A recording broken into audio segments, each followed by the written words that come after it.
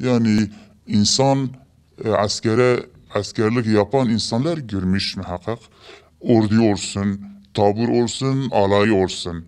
Yani nasıl nöbetçiyi değiştiriyor, öyle 4 5 6 7 kişi beraber gelip gidiyor silahlı. Aynı onlar da öyledir. Demek ki ben öyle anladım ki tanış insanlar gözü kapalıdır. Yani yabancı tanımayan insanlar gözü açıktır. Bir tane 35-40 vardır, belki de fazladır. O da kısa boylu, sakallidir. Başında külah vardır. Hasta mesela olursa, yara mara olursa onun doktorudur. İğne mine icap.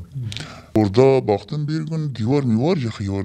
Ben öyle zannettim, dedim ki muhakkak ceset mesedleri götürüyor divarın kenara veriyor, divar üstünde divar yıkıyor.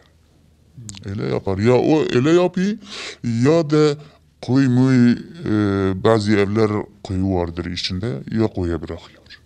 Başka çare yoktur. Şurada gördüğümüz ilk çıktığımız gün yani Hacı Hamid Camii'nin orada bırakmadı.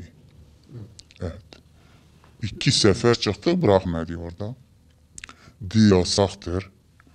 Biz geri döndük geldik eve. Ondan sonra epey gün kaldı. Baktık daha olmuyor. Gittikçe bunlar bize zorluk çıkaracaklar. Birkaç sefer bize ekmek de getirdi.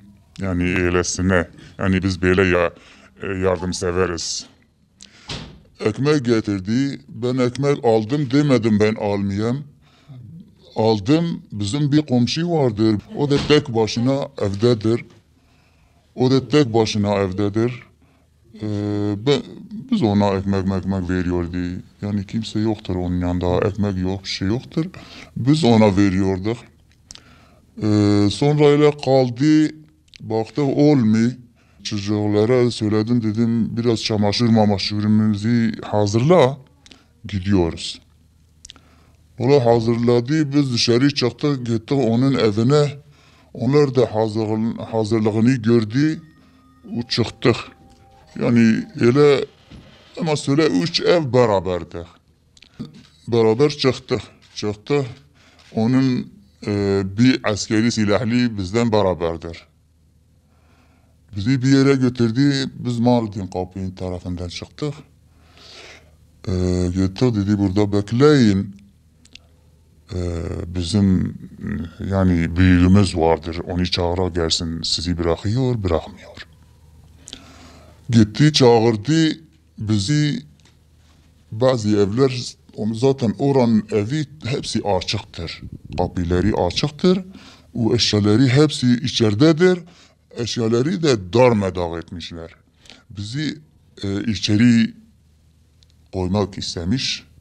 Ben de dedim sakın siz içeri girmeyin. Bu tehlikedir. Ya içeride bir mayın bir şey vardır. Bizi öldürecekler. Ya da bizim üstümüzde kapıyı kapatacaklar. Biz içeri girmedik. Valla gittik o yani bu yani o yani bu yani, sonunda gittik onun nöbetçilerin yanına gittik, en son nöbetçi. Gittik, bırakmadı, dedi bizim üstümüz vardır. Biz öyle başıboş değiliz. Sizi bırakmıyoruz, eve dönün. Gidin eve. Dedim haydi gidelim eve. Eve gidelim. Döndük. Baktım arkamızda kimse yoktur. Önce evde çıkmadım, ben Yasin suresi okudum. Peygamber aleyhissalatu vesselam öyle yapmış. O suikastlerin içinde çıkmış, kimse onu görmemiş. Biz de onun ümmetiyiz, Müslümanız. İnşallah Allah-u Teala Peygamber nasıl onun içinde çıkmış, inşallah biz de çıkacağız. Valla çıktık, geldik aşağıya, baktım hiç kimse yoktur. O böyle sokağa döndük. O yani bu yani o yani bu yani. Baktım polisler çağırdı. Bir perde vardır, bir kazı bir yer vardır. Dedi yavaş yavaş tek tek perdenin kenarında o şeye basmayın. Çukura basmayın. O perdenin kenarında tek tek gelin. Ola biz çıktık gittik oraya. Onlar da dedi oturun, oturduk. Kimlikimizi aldı. Sonra götürdüğü herhalde bilgisayara verdi. Baktı suçumuz yoktur. Getirdi bize geri verdi. Sonra o bizden beraber adam karşı gelmemiş. Onu çok gezdirdi. Dedim bizi bırakıyorsun onu da bırak. O da bizim mahallelidir, komşudur. Günahtır bırak çoluk çocuğu başka bir yere göndermiş. Gelsin diye Hacı dayı onun çok şeyi vardır. Sorun morumları vardır. Neyse dedi caddede gitmeyin, Ali Paşa'nın işine girin. Nereye gidiyorsun gidin. Vallahi biz oraya girdik. Çıktık mergahmete baktım bizim çocuklar hepsi oradadır bizi bekliyor.